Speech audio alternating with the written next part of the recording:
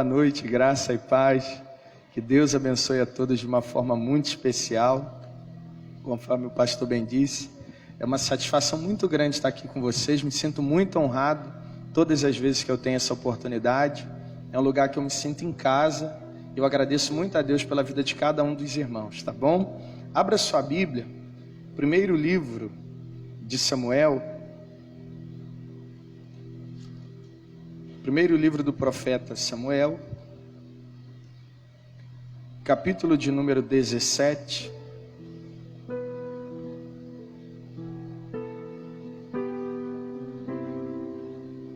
Primeiro livro do profeta Samuel, capítulo de número 17.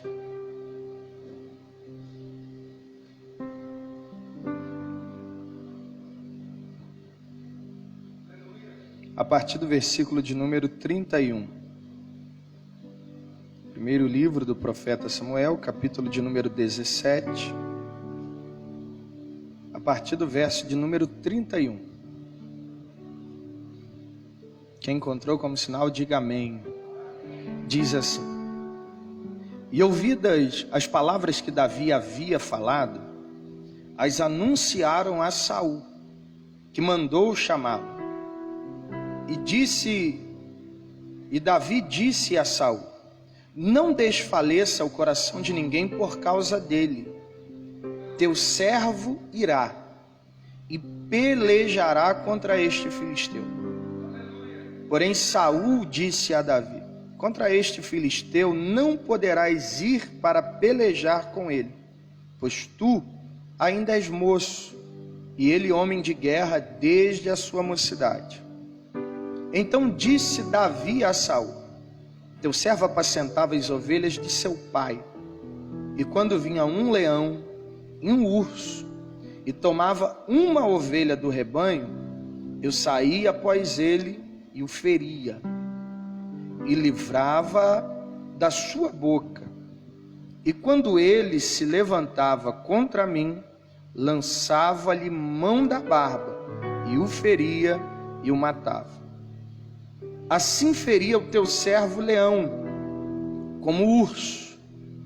Assim será este incircunciso filisteu, como um deles, porquanto afrontou o exército do Deus vivo. Disse mais Davi: O Senhor me livrou das garras do leão e das do urso, e me livrará da mão deste filisteu.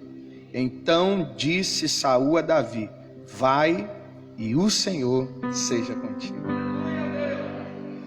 Feche seus olhos, curve a cabeça. Deus, eu quero te agradecer por hoje, por ontem, por amanhã. Te agradecer porque o Senhor era, é e há de ser, continuará sendo. Te agradeço por tua graça, bondade, misericórdia e generosidade. Obrigado pela vida dos teus filhos que aqui estão. Rendo graças ao Senhor por cada um deles. Peço a Ti que haja um entendimento pleno do que o Senhor tem a nos dizer. Esclareça ao nosso coração a Sua vontade. Nós oramos a Ti, bendizemos ao Teu santo nome, fale conosco. Tudo que tentar roubar do nosso coração a semente lançada, não permita. Fale aos nossos corações em nome de Jesus Cristo. Amém, Jesus. E graças a Deus. Queridos, o capítulo 17 do primeiro livro de Samuel, ele é muito conhecido. Por sinal, esse capítulo foi a primeira vez que eu preguei uma palavra, foi no capítulo 17. Eu lembro que o diácono que me deu a notícia, que lá na igreja era 30 minutos antes, eu ficava sabendo. E aí com 30 minutos eu fiquei sabendo que eu ia pregar. E aí eu falei para ele assim, era a minha primeira vez, eu falei: O que é pregar? Ele falou: Pregar é fazer o povo dar glória. Aí eu: Tá bom. Li o capítulo 17, 40 minutos. Levanta a mão e dá glória. Levanta a mão e dá glória. Levanta a mão e dá glória. 40 minutos.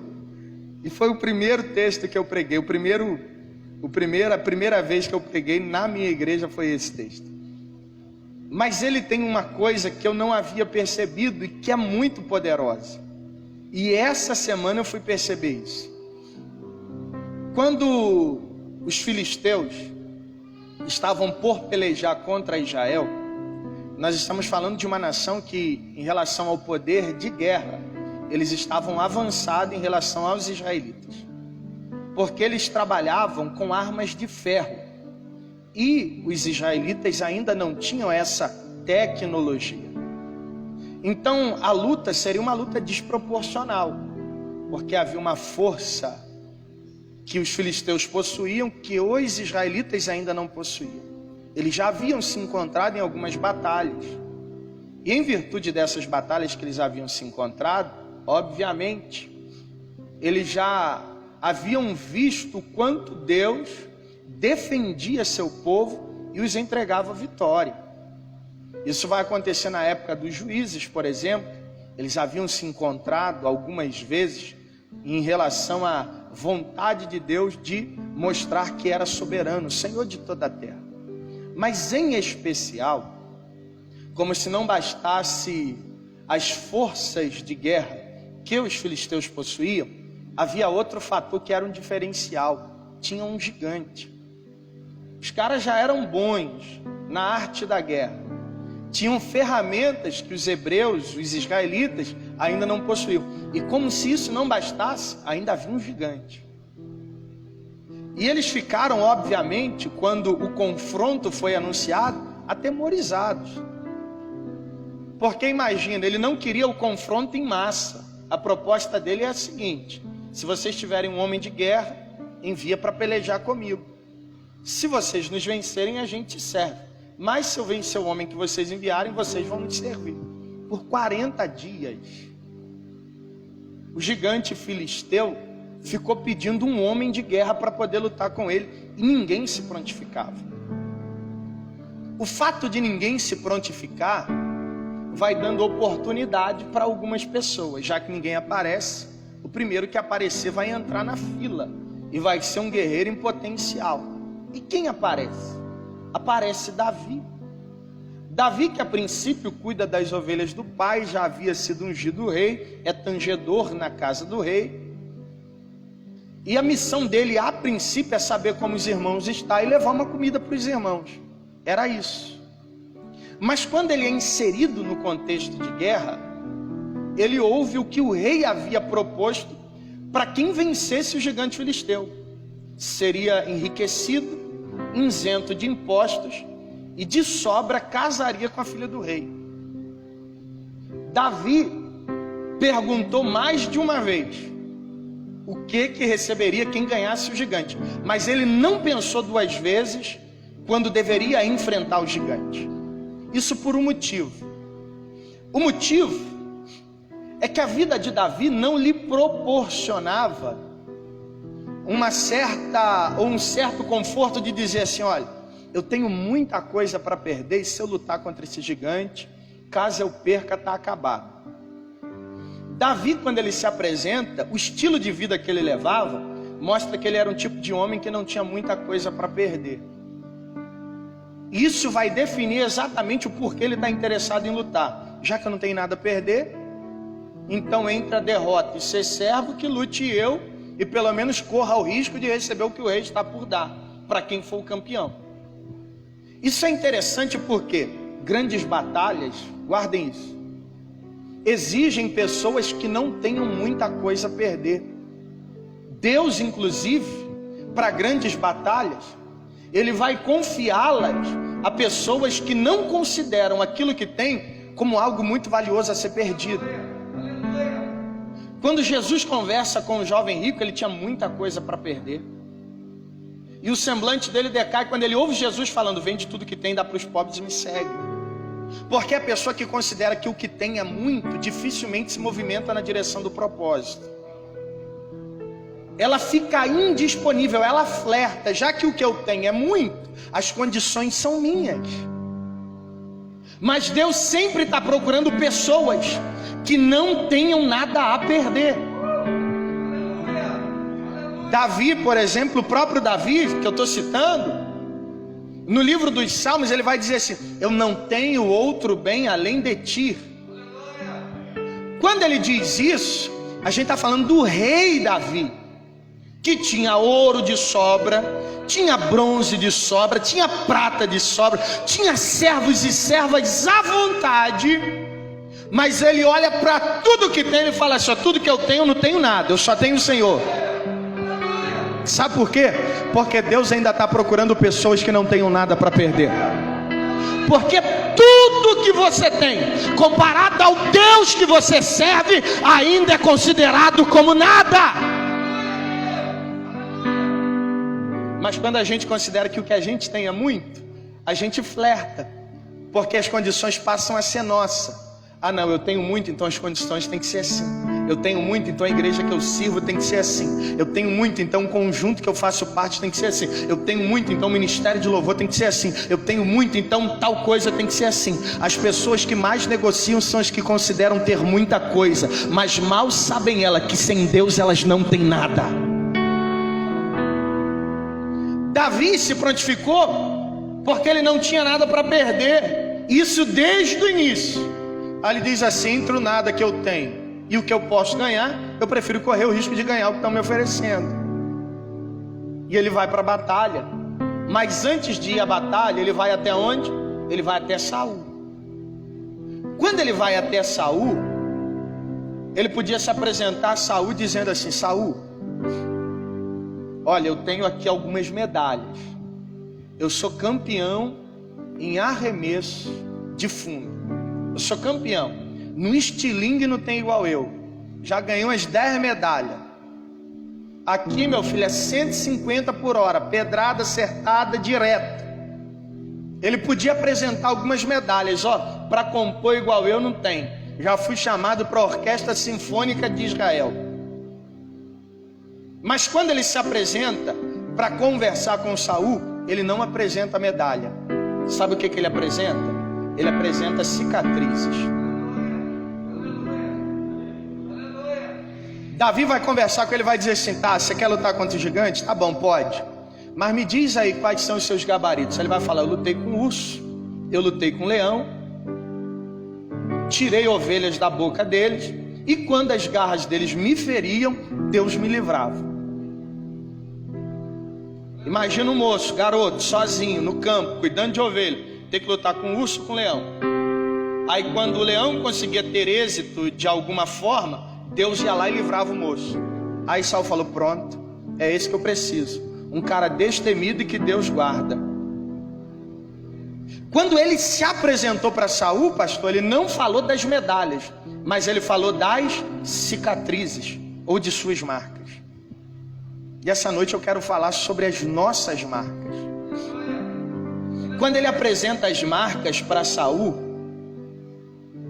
isso ele faz ele provoca uma situação que nós deveríamos provocar, mas que na maioria das vezes a gente está indisponível para ela. Sabe por quê? Porque ele vai se abrir com Saul e vai dizer assim: ó Saul, eu luto com leão, venço. Eu luto com urso, venço. Mas eu também sou ferido por eles. E quem me livra é Deus.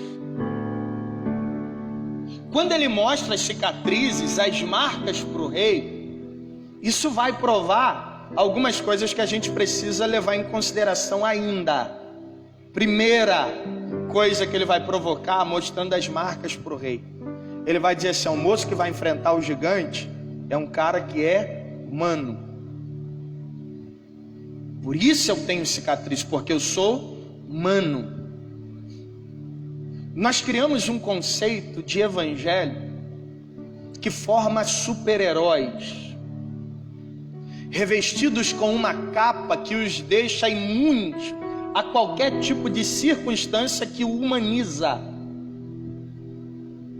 Para nós é muito cômodo expor nossas medalhas, nossas conquistas,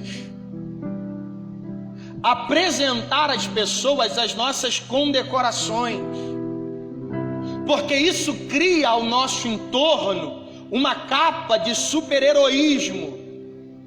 Nós aparentamos ser imbatíveis, invencíveis. Nós aparentamos ser pessoas que não erram, que não falham, que não cometem deslizes. Quando nós apresentamos as nossas condecorações, as nossas medalhas, nós estamos apresentando uma parte do que somos, a menor dela, mas não estamos apresentando a mais importante e com certeza a que mais nós enfrentamos. Você vê, por exemplo, todo mundo que sai daqui para ir para os Estados Unidos só posta foto dentro de carro, comendo no McDonald's. Ninguém mostra foto lá limpando a neve, ninguém mostra foto lavando o banheiro de madrugada, ninguém. Porque as pessoas já estão acostumadas a mostrarem medalhas, mas elas não estão disponíveis para mostrarem cicatrizes, porque as cicatrizes irá humanizá-lo, mostrar quem são, suas fragilidades. Se você vê na Bíblia, os discípulos mais usados por Cristo foram os mais transparentes, os que mais foram corrigidos por eles, porque seus erros eram os mais gritantes. E a transparência é uma chave para que pessoas possam ser moldadas, porque a gente esconde a nossa cicatriz, porque a gente acha que é um demérito. Não, se eu colocar minha cicatriz aqui, eu vou revelar que eu já fui ferido, eu vou revelar que eu já caí uma vez, eu vou revelar o meu ponto fraco, eu vou mostrar que eu não sou tão forte quanto aparento ser. Não. Quando a gente apresenta nossas medalhas, a gente está querendo idolatria, a gente está querendo que a pessoa veja só uma parte de nós, a gente está querendo que as pessoas observem só aquilo que a gente quer que elas enxerguem. Mas quando a gente começa a mostrar nossas cicatrizes, nós somos humanizados, e as pessoas deixam de nos idolatrar e passam a nos admirar por aquilo que nós somos de verdade. Tem muita gente com capa de super-herói, tem muita gente apresentando ser uma coisa que não é, mostrando só uma parte da tua vida. Mas hoje eu vim dizer uma coisa para você: suas cicatrizes não são a demonstração de que você é um perdedor, não, mas ela testifica que você é humano, testifica que, como qualquer outra pessoa, você precisa de cuidados, você precisa de ajuda, você precisa de atenção. Quando Davi se apresentou, ele disse: olha, eu também tenho marcas, mas eu sei, Deus pode me fazer vencer esse gigante.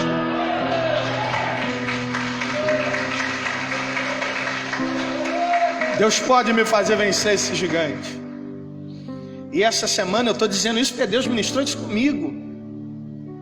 Essa semana, começando toda semana, eu me reúno com os líderes da juventude da minha igreja, para a gente ter um momento de comunhão, para a gente alinhar as ideias. E eu falei assim: cara, eu não posso apresentar para eles apenas um lado que eles consideram ser interessante. Eu preciso apresentar o meu lado humano. Eu falei: eu preciso ser transparente com eles. E foi uma forma pedagógica de mostrar para eles: nós temos de ter segurança. Se a gente não conversa, se a gente não se expõe, porque a caminhada são passos que nos expõem. Se a gente não se expõe para a pessoa certa, eu não estou dizendo sair por aí falando tudo para todos, não estou dizendo isso, mas eu estou dizendo que se a gente não tem confiança, nós vamos limitar a ação de Deus em determinadas áreas da nossa vida. E aí eu conversando com os meninos e eles conversando comigo, a gente começou a falar de áreas em nós que precisavam ser tratadas. A princípio, eu imaginei o seguinte: isso pode não resultar imediatamente em alguma coisa, mas foi totalmente ao contrário. De imediato, eu já vi a mão de Deus trabalhando em áreas que há muito tempo eu não tocava na minha vida. Sabe por quê? Porque a gente se esconde atrás das nossas medalhas, porque a gente gosta quando alguém fala: você é bom nisso que você faz, ó, você é fera nisso que você está fazendo, eu não conheço outra pessoa igual você. Mas quando a gente se humaniza, a gente tira de sobre nós o fardo da idolatria que as outras pessoas têm sobre alguns de nós. Deixa eu dizer uma coisa: Deus está querendo tirar de sobre os seus ombros essa capa de super-heroísmo, Deus está querendo tirar de sobre os seus ombros esse manto que vai permitir que pessoas te idolatrem, e está querendo colocar sobre você o caráter dele, a verdade dos céus sobre tua vida, para que você seja um instrumento, uma ponte. Tem muita gente hoje que tem medo do altar, porque acha, meu Deus, do altar para cima só tem super-herói. Você vai conversar com alguém, mas você diz assim, mas com você é diferente, você é do altar. Você olha para a Bíblia, aí vê assim, mas com Paulo era diferente, com Pedro era diferente, com Elias era diferente. Não era não, é porque a gente só enxerga o lado poético, o lado que deu certo, mas a gente tem Moisés, meu irmão, que matou um homem, a gente tem Davi que planejou a morte de um e cometeu adultério, a gente tem Paulo que consentiu com a morte de Estevão, a gente tem Pedro que cortou a orelha de outro, a gente tem Judas que traiu. Mas saiba de uma coisa, Deus não vai te desprezar quando você se humanizar, Ele só vai na tua direção entender, agora eu posso trabalhar em áreas que você estava se escondendo atrás das suas medalhas. Você pode dizer isso para quem está do seu lado, não se esconda atrás das suas medalhas, você também é humano. Você também é humano. Você também é humano. Quando Davi se apresenta para lutar, isso aqui eu digo, sabe por quê? Porque a gente só expõe alguma coisa quando já está gritante, quando já está num nível quase irreversível. Você não vê um homem conversando com um pastor assim, pastor, estou sendo tentado a cometer um adultério. Você não vê essa conversa, você já ouve esse pastor, eu adulterei. Você não ouve um jovem falando assim, pastor, eu estou sendo tentado a viver na pornografia. Você já ouve um jovem falando assim, pastor, eu caí. Porque a gente quer se esconder atrás das nossas medalhas. Você não vê ninguém falando assim, pastor, eu estou vazio, eu não sinto mais a presença. Quando você falou, pastor, não quero mais saber de Cristo, estou indo embora, não dá para mim. Porque a gente acha que a gente deve contar depois que o problema acontece, mas não nos expor para ser tratado. A Bíblia diz que quem confessa e deixa alcança misericórdia.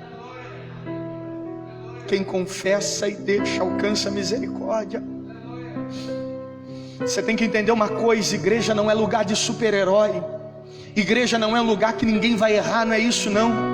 Igreja não é um lugar onde o temperamento das pessoas serão domesticados. Nós vamos andar como anjos, conversar, meu irmão, nível de conversa altamente intelectual, falar de coisas totalmente, não, aqui são pessoas que estão em fase de tratamento. Se eu tivesse que colocar uma plaquinha em cada um de nós, eu colocaria assim, ó, estamos em obra, porque todo dia Deus tira alguma coisa, coloca outra, põe em um determinado lugar, movimenta de novo. Nós não somos super-heróis. Errou e era do ministério, sim, porque era humano. Errou e era do louvor, sim, porque era humano. Errou e era da igreja, sim, porque era humano. É melhor ser verdadeiro com o que a gente está vivendo do que nos esconder atrás das nossas capas.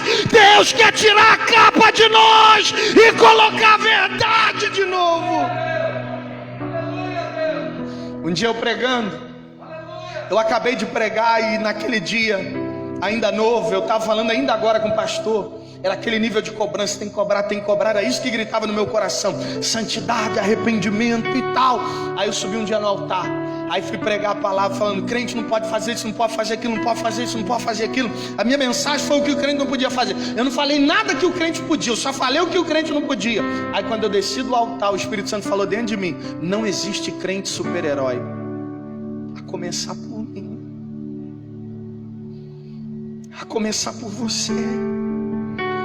Você chega na tua casa, a briga acontece, você fala, mas você não é crente? Sim, é crente, mas está em obra.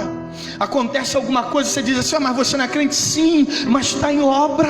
Uma coisa você tem que entender, não se esconda mais atrás das suas medalhas. Começa a mostrar, eu tenho cicatrizes, se tu não me ajudar eu caio, se você não for comigo eu não consigo, se Deus não me der livramento já era.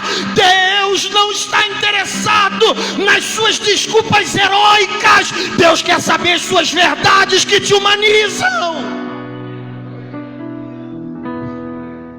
Primeiro, As nossas cicatrizes mostram quanto nós somos humanos. Põe a mão na direção do seu coração. Feche os seus olhos alguns segundos. Deixa eu lembrar isso para você. Você não é super-herói. Eu estou pregando para você. Eu não estou iludido que amanhã você vai colocar tudo em prática e que você não vai errar. Você vai errar. Mas eu também não estou desacreditado que Deus vai te levantar o quanto de vezes for necessário a partir do momento que houver arrependimento. Eu não vim aqui para expor suas medalhas e dizer você conquistou, você ganhou, você triunfou, não. Eu vim aqui para te lembrar, você é humano. Humano descansa, humano precisa de outras pessoas, humano precisa de abraço, humano precisa de atenção, humano precisa de cuidado, humano precisa conversar. Não tem bola de cristal para pastor adivinhar tudo. Humanos precisam dizer: pastor, eu estou fraco, pastor, me ajuda, senão eu vou cair, pastor, me ajuda, senão eu não vou conseguir, pastor, me ajuda, senão eu não vou a lugar algum. Nós não somos heróis, somos humanos. Primeiro, as nossas feridas mostram que nós somos humanos. Segundo, as nossas cicatrizes, elas não são sinônimo da nossa derrota, mas elas são um sinal de que nós sobrevivemos. Elas são um sinal de que nós sobrevivemos. Você lembra de Tomé? Tomé falou: eu acredito que ele ressuscitou, que ele sobreviveu, mas eu só acredito se eu ver a marca. João capítulo de número 20. Eu só acredito se eu ver as cicatrizes. João capítulo 20. Sabe por quê? Porque a gente tem medo de mostrar as nossas cicatrizes. É porque a gente acha que esse é o sinônimo da nossa derrota. E eu vou te dizer uma coisa: Deus é perito de pegar o que é sinônimo da derrota e transformar no sinal do triunfo. É perito em fazer isso. Ele é mestre. Você lembra de José? José sai correndo, deixa a capa, a túnica dele na mão da mulher de Potifar. Ela usou e falou assim aqui, ó, ele caiu, mas na cabeça dele falou assim: o sinal de que eu sobrevivi é a capa que está na mão dela. A capa ficou, mas eu não. Você lembra do pano que colocavam sobre o defunto? Os discípulos entraram dentro do sepulcro onde Jesus havia sido enterrado, aí viram ele dobradinho. Aquele pano sudário era o sinônimo de que o morto estava lá. Mas quando eles entram, ele vê o pano dobrado. Aí, ou seja, o que era o sinal da tragédia se transformou no sinônimo do triunfo. Eles entraram e passaram a crer. Sabe por quê? Deus pega aquilo que seria o sinal do seu fracasso e transforma isso no sinônimo da sua vitória. De repente alguém pode estar olhando assim: ela quebrou uma vez na empresa, ela não deu certo com nada que fez, ela não acertou em nada até agora. Aí tem gente dizendo: ele perdeu. Mas lá do céu tem alguém olhando para você assim: ó, ele ainda está de pé, ele ainda está glorificando, ele ainda está adorando, ele ainda está bendizendo.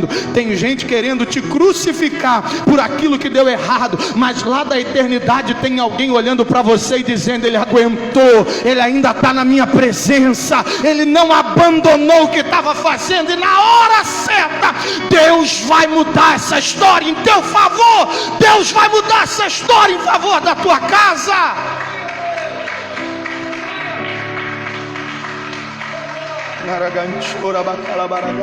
Porque Deus pega o sinal do nosso fracasso e transforma no sinônimo da nossa vitória. Aí quando Davi apresenta para Saul as marcas dele, aí ele estava dizendo assim: olha só, o urso conseguiu me acertar, o leão conseguiu me acertar, as marcas estão aqui, mas eu vim testemunhar. Sabe o que eu vim testemunhar? Eu sobrevivi.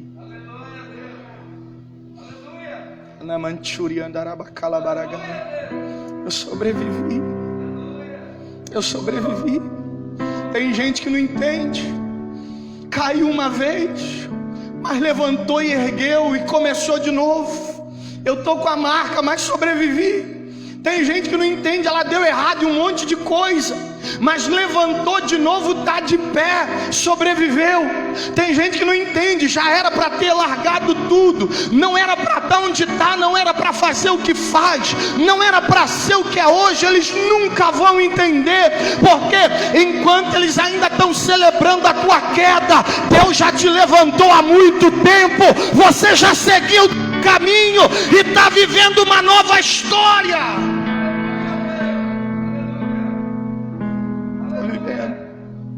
Isso é bom, eu cito isso algumas vezes, Salmo 57, verso 10. A verdade se estende até a nuvem, mas as misericórdias até os altos céus. Eu gosto desse versículo demais. Sabe por quê? Não é que Deus usa menos a verdade do que a misericórdia. Não é isso. Deus é tão verdadeiro quanto misericordioso. Mas tem uma coisa muito bonita que ele diz, que é o seguinte: imagina alguém falando alguma coisa ao seu respeito que seja verdade, não que seja mentira. Falar assim: não é possível, mas fulano era assim, assim, assim, assim, fazia isso, fazia aquilo outro. Imagina alguém agindo dessa maneira, pegando aquilo que é verdade, não que é mentira, mas o que é verdade, e jogando isso contra você. Agora imagina pessoas usando isso contra Deus. Falar: Deus, fulano fazendo isso, mas ele até outro dia era desse jeito. Aí imagina essa verdade subindo, né? Até verdade, até outro dia você era desse jeito. Aí a verdade sobe, quando chega na nuvem, aí Deus diz assim, ó: segura aí, para aí, verdade, na nuvem, eu vou deixar outra coisa subir aqui. Aí começa a subir algo que vai chegar no ouvido de Deus. Aí começa a subir assim, ó: tem misericórdia dele, tem misericórdia dela, tem misericórdia daquela casa, tem misericórdia daquela família, tem misericórdia daqueles filhos. Sabe, as pessoas pensam que Deus precisa da opinião deles para fazer alguma coisa em seu favor. E não é. Deus não precisa da minha opinião para agir em favor da sua casa. Ele não precisa me consultar para saber o que vai fazer com você. Pelo contrário. E quando eu tento falar: Deus, não faz, parece que é aí que Ele gosta. Fala: agora que eu vou fazer. Quando a gente tenta falar assim: Deus, não age, aí parece que é aí que Deus age. Aí quando a gente está pensando: eu falei toda a verdade que precisava, Deus não vai usar. Aí lá na eternidade só tem uma palavra assim, ó: as misericórdias do Senhor são as causas deles não serem consumidos. Elas se renovam a cada manhã. As misericórdias do Senhor, elas não têm fim. Tem muita gente que, se pudesse, meu irmão, travava você. Tem muita gente que, se pudesse, paralisava você, e alguns até lhe sepultariam. Mas Deus não precisa da opinião de ninguém para trabalhar em seu favor. Quando alguém estiver dizendo alguma coisa ao teu respeito, Deus vai dizer: eu só estou ouvindo tem misericórdia, tem misericórdia, tem misericórdia, tem misericórdia, tem misericórdia, tem misericórdia. Levante a tua mão para os céus. Manaragaia, Xalabaragaia, eu estou sentindo a presença do Deus misericordioso nesse lugar. Suas cicatrizes são um sinal de que você sobreviveu. Alguém se levantou contra você, mas você está aqui. Alguém tentou te parar, mas você está aqui. Alguém quis ver a tua queda, mas você está de pé. Alguém te sentenciou, mas você está livre. Alguém decretou a tua derrota, mas você venceu. Sabe por quê? Você sobreviveu. Sobreviveu.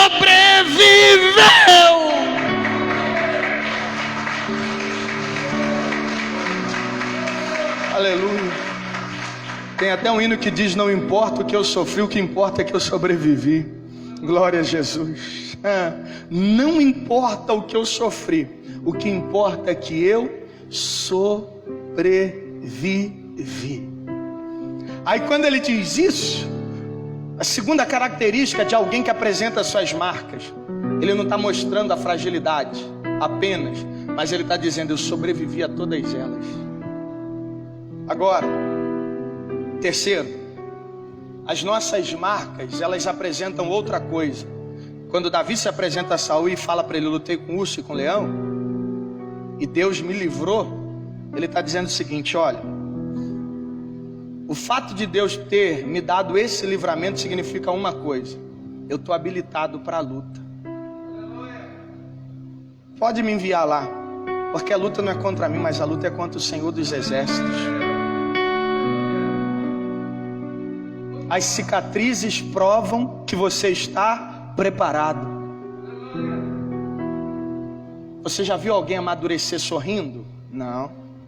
Nem palhaço, meu irmão, amadurece sorrindo. Porque na maioria das vezes, quando nós estamos nesse processo, em todas as vezes quando nós estamos no processo, é doloroso.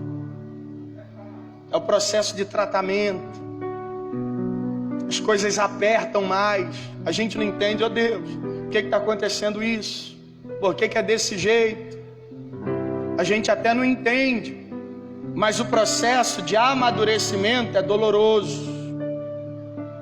Porém, Ele está te habilitando para vencer as grandes batalhas. Saiba que quando Deus te prova em algo pequeno, Ele está te preparando para você enfrentar algo maior. E quando você enfrenta algo maior, Ele está te preparando para você enfrentar o impossível. Enquanto Davi lutava com o urso, Deus estava preparando para lutar com o leão. Enquanto ele lutava com o leão, Deus estava preparando para lutar com o gigante. Quando ele lutou com o gigante, Deus estava preparando ele para lutar contra nações. Sabe por que são pedagógicos esses processos? Você não sabe, mas sabe esse moço que se levantou lá no seu trabalho? Pode ser Deus te preparando para você tomar conta de uma empresa. Sabe esse levante que aconteceu dentro da tua casa? É Deus te preparando para você tomar conta de nações. Deus está usando esses processos da tua vida para te preparar para você vencer coisas maiores. É pedagógico, é Deus te ensinando. Esse é o sinal: eu estou pronto para vencer, não porque a força é em mim, mas porque se Deus me livrou uma vez, Ele pode livrar de novo. Se Deus me deu a primeira vez, Ele vai me dar de novo.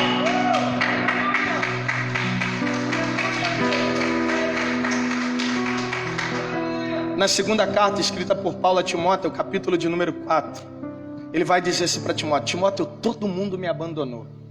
Todo mundo. Ele estava prestes a participar de uma audiência. E ele vai fazer essa confissão. Ele abriu o coração e falar: todo mundo me abandonou, só Lucas está aqui na cidade. O resto todo mundo tinha ido embora.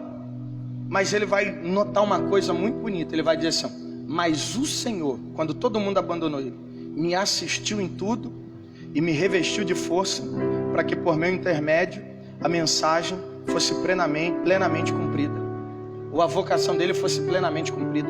Olha o que ele estava dizendo. Todo mundo foi embora, abriu a porta, foi embora. Nessa hora Deus chegou.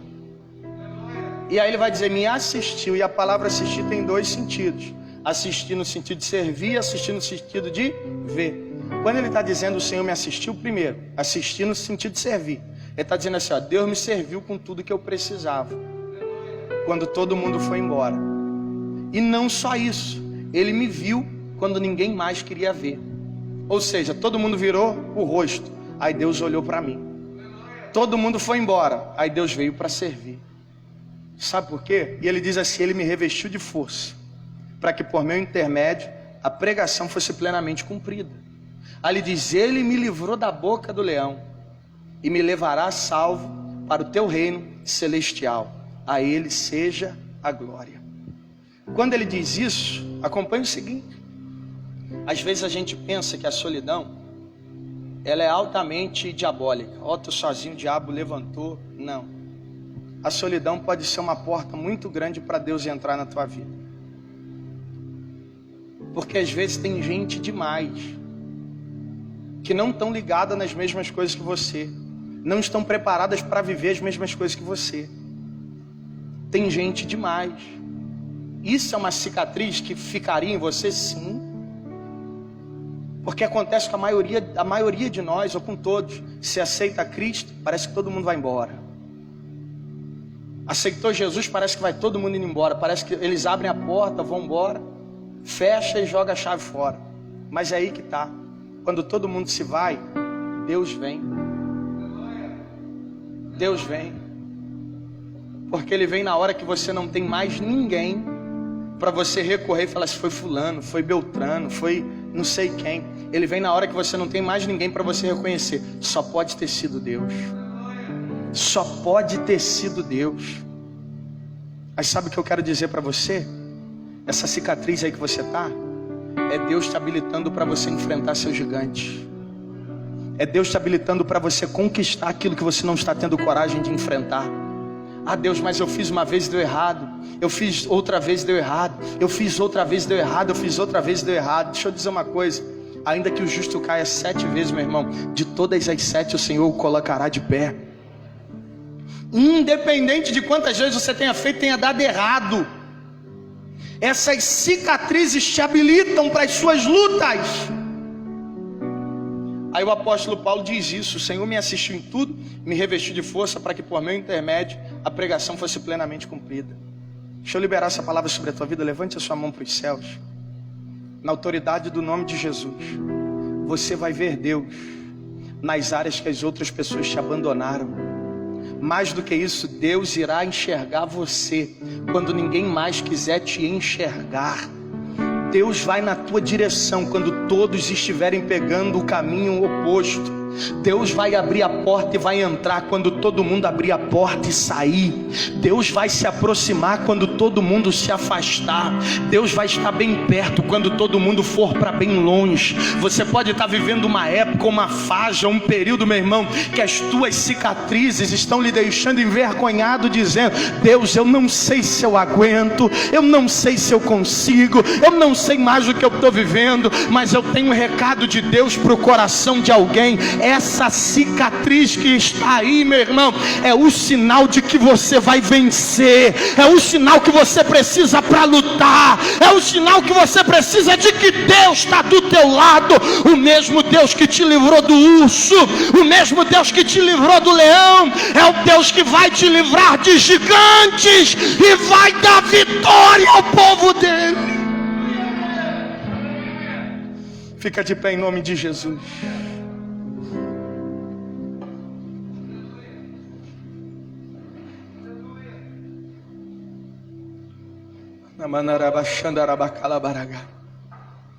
É o mesmo Deus. Não tenha mais vergonha das suas marcas, não.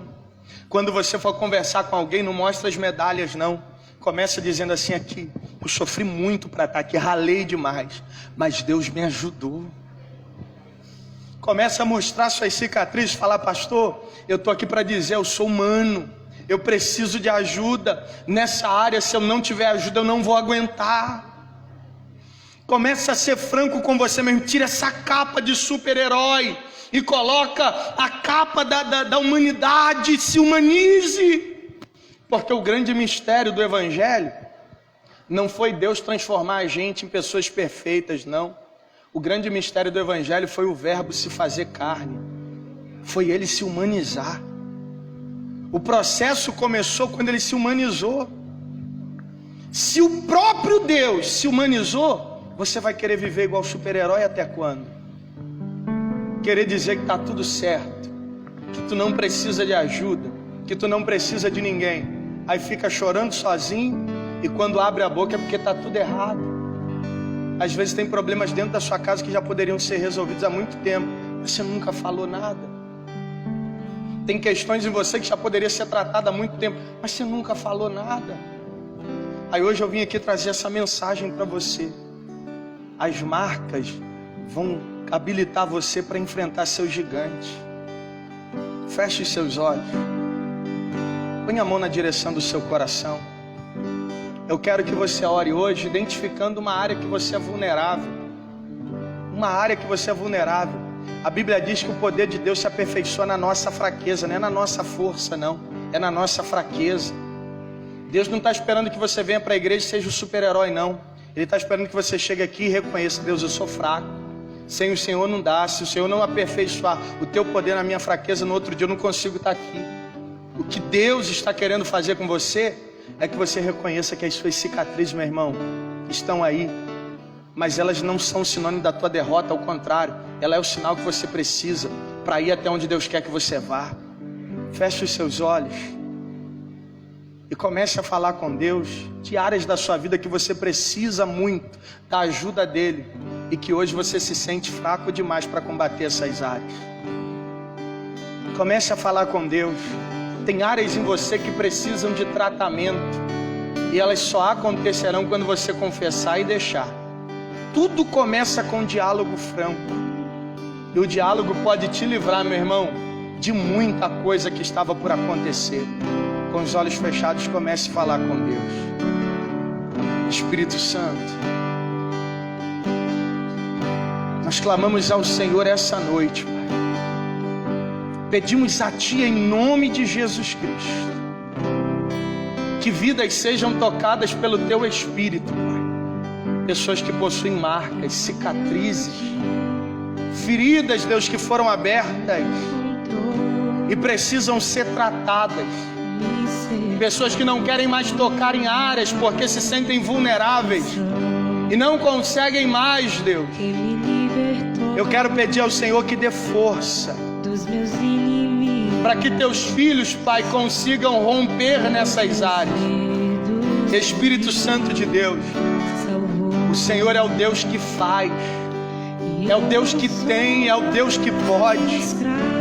Nós queremos tirar, Deus, esse medo de nos expor, de falar quem nós realmente somos, porque dentro de nós tem um monstro indomável pelas forças humanas, que só pode ser controlado pelo teu Espírito, e que seu Espírito, Pai, não nos fortalecer, nós sempre cairemos nas mesmas coisas. Pai amado, eu vim aqui pregar hoje para pessoas que são humanos, que têm fragilidades, falhas, pessoas, Deus, que erram, que acertam, mas que sobretudo querem ver o teu agir, a tua graça e o teu poder. Por isso, em nome de Jesus Cristo, fortalece teus filhos a partir de hoje, para viverem, Deus, um novo tempo com o Senhor, um tempo de transparência, um tempo de diálogo, um tempo, Deus, de verdade, que o esposo converse com a esposa e seja verdadeiro, que a esposa converse com o esposo e seja verdadeiro, que pais conversem com filhos, filhos com que rebanhos sejam francos em seus diálogos. Espírito Santo de Deus, em nome de Jesus Cristo, eu quero pedir ao Senhor, fortalece cada um de nós. Continua orando, por gentileza. E eu quero fazer um apelo aqui. Você que está aqui hoje, mas não faz parte do corpo de Cristo, está afastado. Eu não estou pregando para super-herói, eu não estou dizendo que você vai acertar toda hora, todo dia, como ninguém aqui acerta. Mas eu quero te fazer uma proposta hoje, que vai mudar a tua vida de uma forma radical, mas vai mudá-la para melhor. A tua alma precisa de um encontro com Cristo. Você precisa tomar uma decisão hoje que mudará profundamente a sua maneira de viver. E não adianta mais você postergar isso. Não adianta mais sua alma gritar e você não corresponder. Hoje você precisa de uma atitude de coragem. Você precisa exercer um ato de fé.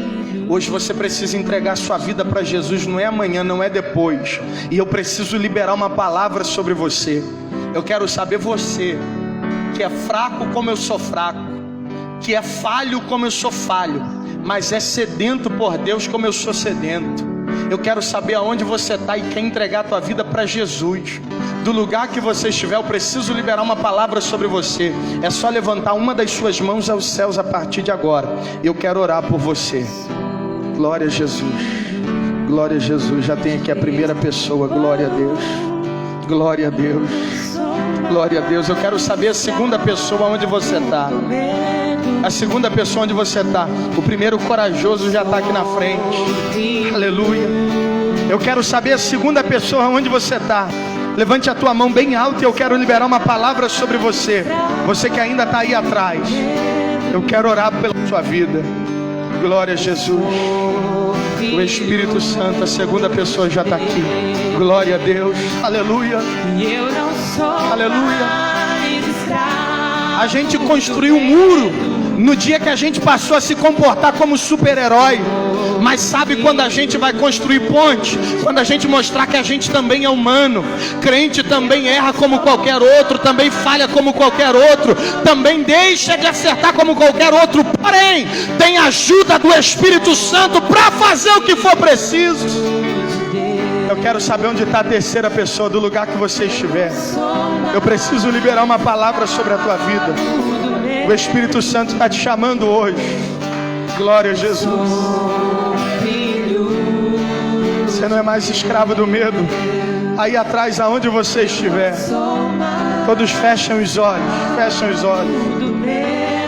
Espírito Santo, quem convence é o Senhor, não eu, mas é o Senhor. Eu quero pedir ao Senhor, se houver algum filho aqui, que o Senhor tem um projeto na vida dessa pessoa, dessa família, e essa pessoa ainda está relutando.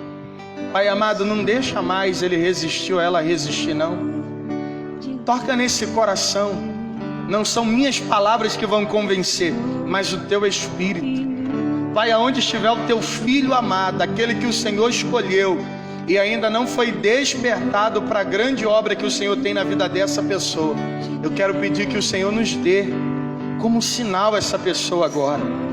Toca nesse coração, toca nesse coração que está lutando, toca nessa alma que está lutando. Espírito Santo, toca nessa vida que está lutando. Essa decisão precisa ser tomada hoje, porque eu creio que está prestes a acontecer algo grande, mas hoje precisa ser tomada essa decisão. Eu quero saber onde está o terceiro filho de Deus, que precisa retornar para os braços do Pai. Do lugar que você estiver, é só erguer uma das suas mãos aos céus. Jesus não é mercadoria, Jesus não é uma peça barata, não, mas existe alguém que ainda precisa dessa decisão. Tua alma está clamando por respostas, e agora você precisa tomar ou fazer essa decisão, em nome de Jesus Cristo. Do lugar que você estiver, é só erguer uma das suas mãos. Eu quero orar por você, orar por você. Se não tem, estenda tuas mãos aqui para frente. Espírito Santo, aqui estão essas duas pessoas preciosas para o Senhor, dois filhos preciosos. Pai amado, eu te agradeço por ter tocado no coração desses dois valentes, Deus. Eu te agradeço pelo que o Senhor está fazendo nesse lugar. Tenho certeza, Deus, que algo grande está por acontecer sobre a vida dos teus servos. Na autoridade do nome de Jesus, eu profetizo que a partir de hoje, eles viverão o melhor momento da vida deles com o Senhor. Pai amado, irão desfrutar em Ti aquilo que até agora não desfrutaram. Que o Senhor os fortaleça de uma maneira poderosa e sobrenatural. Nós agradecemos ao Senhor por essas vidas em nome de Jesus Cristo. Amém, Jesus, e graças a Deus.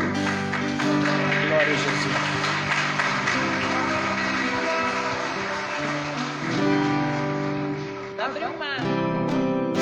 Aleluia. Passar por ele, Cante! perfeito amor que me alcançou, Aleluia! me resgatou e agora posso cantar. Se você pode, cante! Eu sou filho de Deus. Aleluia! Abri o mar pra eu passar por ele. Aleluia! Perfeito amor que me alcançou, me resgatou e agora posso cantar. Eu sou filho de Deus. Aleluia, bata palmas e glorifique a Jesus. Aleluia. Meu cunhado, ele fez umas camisas e fez para o B, que é o filho dele, fez para ele. Aí uma das que ele fez para ele, ele colocou assim: deixa com o pai, deixa com o pai, deixa com o pai. Amém? Deixa com o pai. Ele te concedeu vitória ontem, vai te conceder hoje também, em nome de Jesus. Amém? Tome o seu assento só um instante, só um minutinho. Pastor Paulo, o meu muito obrigado, que a unção do Senhor seja renovada a cada dia sobre a vida do Senhor, sobre a vida da esposa, sobre a vida das varoas valorosas que Deus te presenteou para cuidar para Ele, tá? Que aonde o Senhor for, Deus seja contigo, confirmando os seus passos e fazendo frutificar, como hoje aqui, os dois jovens que reconciliaram com o Senhor. Cadê a Sheila? Cola na Sheila. Todos os jovens dessa igreja, onde estão os jovens dessa igreja? Onde estão todos os jovens desta igreja? Os jovens solteiros, nós somos jovens casados, dá certinho de levantar a mão, todos nós. Os jovens solteiros, onde estão aqui os jovens solteiros? Você tem sonho e desejo no seu coração de ser usado por Deus? Eu oro para que esta juventude, a juventude desse tempo, Seja como a minha juventude. A minha juventude, irmão, quando eu converti, tinha um jovem, a gente era tudo fominha por Jesus. Uma coisa tremenda. Um desejo ardente de conhecer mais a Deus, de ser usado por Deus. Por mais que a gente tremesse quando nos dava oportunidade, tremia na base, e era uma semana inteira de consagração, jejum, e buscava a Deus como nunca, e ainda subia ali tremendo. Mas era um desejo muito grande de ser usado por Deus. Aí eu quero perguntar para você, eu oro a Deus que essa mesma fome venha. Você tem fome de ser usado por Deus? Vou fazer de uma forma mais direta, mais clara do que isso, impossível. Você tem pretensões de crescer ministerialmente junto a esse ministério? Você reconhece que o Espírito Santo de Deus é o Senhor desta obra e tem conduzido? Então, se você tem pretensões do seu coração, você sente queimar, você sente arder, existem princípios que eu vivo e que eu zelo. E uma das coisas é, o primeiro ministério que Deus está confiando a vocês é o ministério de jovens. Os pequenos grupos, as pequenas reuniões onde nós somos talhados, trabalhados, moldados, começamos a ter as nossas primeiras experiências em Deus. Então, se você tem pretensões, cola no grupo de jovens, cola. Se coloca à disposição da sua líder. Se colocando à disposição dela, eu vou entender que você está se colocando à disposição minha e à disposição do Senhor, junto a esta casa, junto a esta igreja. Amém? Quem entendeu, diga glória a Deus, os jovens. Nas reuniões. Que dia que o grupo, a igreja do pastor Iaeco vai vir aqui? Terceiro sábado agora. Pastor Paulo, nós podíamos fazer um intercâmbio, hein, Pastor Paulo? O senhor vem com aquela galera, pega fogo, relampeia, sapateia todo mundo, e um dia a turma ir para cá. Mas deixa eu te ensinar uma coisa. Isso eu aprendi com o papai. Quando a gente, bons anfitriões, vem alguém na nossa casa, a gente não sai, a gente é presente. Então eu gostaria que vocês me honrassem, os jovens dessa casa. No terceiro domingo agora vai estar aqui a igreja do pastor Iaeco, a mocidade do pastor Iaeco. Pelo amor de Deus, não me faça a vergonha, você jovem que é dessa igreja. Quem está visitando, é bom que vocês já estão conhecendo que o pastor aqui ele é meio doido. E o pastor aqui não tem meio termo, é bem direto. Então você que é jovem dessa igreja, pelo amor de Deus, não faz uma vergonha seu pai espiritual, se você me considera.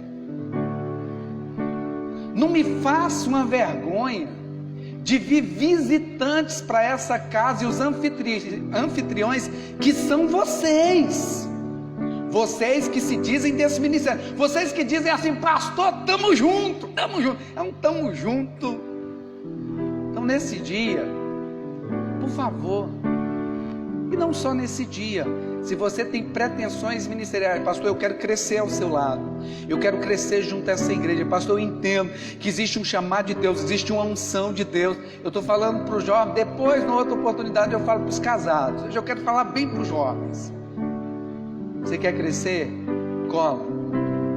Você quer crescer? Você quer as oportunidades virão, mas para quem se compromete, para quem diz verdadeiramente, eis-me aqui, está junto, em todos os momentos, em todos os instantes. Então, terceiro sábado, né? Todos os jovens venham e convide mais um, vamos ser bons anfitriões, servindo aos nossos irmãos que vêm nos visitar. Eu quero louvar a Deus pela vida de todos os visitantes. Quem está nos visitando aqui pela primeira vez? É a primeira vez que você vem, estou vendo alguns. Jesus te abençoe, nós nos sentimos honrados, que Jesus abençoe o Senhor. Mais alguém pela primeira vez está visitando? Jesus abençoe vocês, nós nos sentimos honrados, tá? Agora, quem está nos visitando pela segunda, terceira vez, são visitantes aqui. Pastor, hoje eu estou aqui visitando. Levanta a mãozinha aí, que Deus abençoe. Missionária Adalgisa, a senhora que vai dar a bênção apostólica aqui, faz favor, não vou perder essa oportunidade. E já quero fazer um convite gravado. A senhora vai marcar o domingo que vai vir aqui. Pastor, tal domingo dá para mim. A senhora diz e a gente assina embaixo. Vamos louvar a Deus pela vida da missionária Adalgisa, que que veio aí, ficou sabendo que o pastor Paulo ia pregar, veio, tá vendo? Oh, glória a Jesus. Por mais, pastor, que a gente não queira mostrar as medalhas, mas o próprio Deus faz questão de mostrá-las. A honra que vem de Deus, a quem honra, honra. Por mais que a gente tenha esse coração de servo, de mostrar que somos seres humanos também. E é tão legal isso, porque o próprio Deus faz questão. E é privilégio poder, assim, as pessoas, pastor Paulo vai vir, muita gente diz, pastor Paulo, eu gosto de sentar. É a honra que vem de Deus, porque sabe que vem maná, né? Missionária Adalgisa, por favor, suba aqui. A senhora vai orar e dar bênção apostólica para nós, para a gente ir com unção dobrada hoje. Pastor Paulo é a missionária. Amém? Cumprimento o povo de Deus com a paz do Senhor. Deus é tremendo, falou poderosamente conosco nesta noite. Que bom é estarmos na casa do Senhor. Eu ouvi o palestrar do Senhor. Então nós vamos embora hoje alimentados pelo Senhor, fortalecido com essas palavras, né? Vangloriando agora com as marcas, trago em mim as marcas de Cristo, que são sinais de experiência e de sobrevivência. Que palavra linda! Então vamos ficar debaixo desta palavra, alimentando, regozijando nela, né? E Deus vai continuar nos edificando. Vamos ficar de pé para falar com o Pai? Senhor Deus, nós te louvamos, Pai, porque o Senhor nos trouxe na casa do Senhor nesta noite, porque o Senhor falou conosco nesta noite, o Senhor teve um particular conosco, de uma forma toda especial, mostrando o teu cuidado, o seu zelo para as nossas vidas, ó Pai. O Senhor serviu a mesa para nós nesta noite, e nós te louvamos, ó Pai. Muito obrigada, Senhor, e neste momento, Pai, nós pedimos também que o Senhor agora nos acompanhe até os nossos lares, nos dá uma semana abençoada, uma semana de presença do Senhor, porque nós ouvimos nesta noite que o Senhor é Pai, que o Senhor é o irmão mais velho, que o Senhor está presente. Então nos dá uma semana abençoada, com presença, com intimidade, com comunhão, com mais de Ti, Senhor, em nome de Jesus. Seja sobre a nossa vida, Pai, a presença do Senhor, que é que nos faz mais do que vencedores, em nome de Jesus, ó Pai. Nós te louvamos, nós te agradecemos, nós colocamos tudo nos cuidados do Senhor, em nome de Jesus. Amém, Senhor, amém. Que o amor de Deus, que a doce paz de Cristo Jesus e a comunhão do Espírito Santo de Deus habite abundantemente na vida de cada um. Amém? Amém.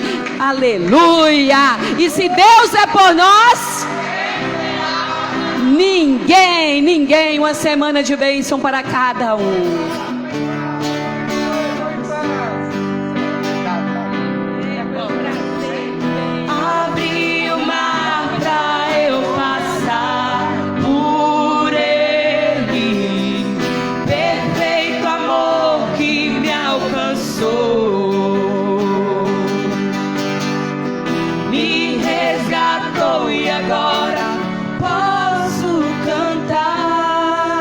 Eu sou filho de Deus. Abre o mar pra eu passar por ele. Perfeito amor que me alcançou, me resgatou e agora posso cantar. Eu sou filho de Deus. Eu sou